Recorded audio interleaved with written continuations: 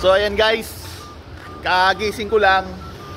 Ako sana'y magsasaing, magluluto ng ulam, baga almusal pang tanghalian na. Kasi anong oras na ito? Mag alas 12 no?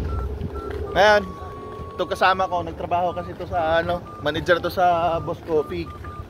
Tapos alam niya na ngayong araw na to may promo sa Papa John's Pizza.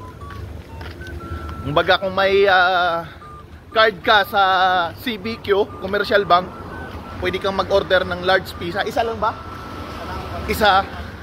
Isang card ng anong araw yan? Ngayon lang ba? Tuwing Lunes pala.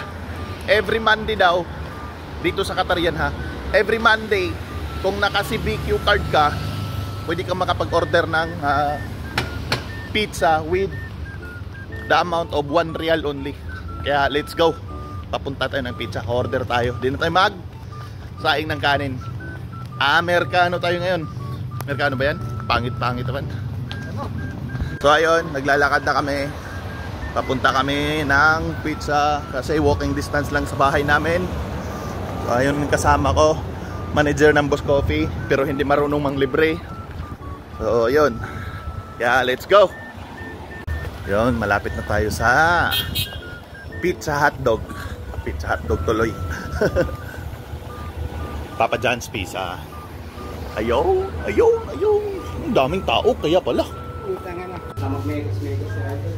Kasi andyan naman si Michelle eh. Wala naman tayong problema eh.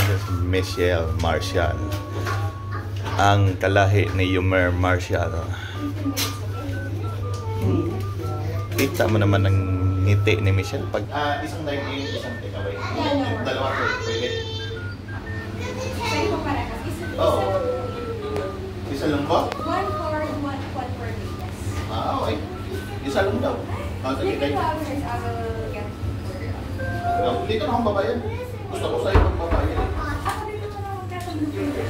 Sige. Busog na mga para. 1 real lang. Basta may naka-CBQ card ka. Every Monday sa Papa John's, pwede ka mag-order ng kahit anong flavor na large pizza. So 1 real lang yun pag naka-CBQ card ka. Tapos sa Boss Coffee, every Sunday sa Boss Coffee. Kaya ano pang hinihintay nyo? Tara na. Oy, Papa John's, Boss Coffee, baka naman.